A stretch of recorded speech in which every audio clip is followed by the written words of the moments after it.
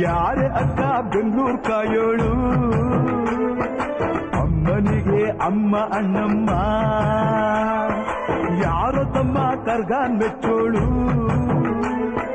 ಮಲ್ಲಿಗೆಯ ಮುಡಿಯೋ ಅಣ್ಣಮ್ಮ ಬರುತ್ತೀನೆಂದರೆ ಇಲ್ಲಿಗೆ ಬರೋ ತನಕ ಮೌನಿ ಕೊಡುತ್ತೀನೆಂದರೆ ಹರಕೆ ಕೊಡೋ ತನಕ ಕೋಪಿ ಆಡಿದ ಮಾತನ್ನು ನೀಡಿರೋ ಭಕ್ತರ ಇವಳಿಗೆ ಇಷ್ಟ ಇಷ್ಟ ಬೆಂಗಳೂರು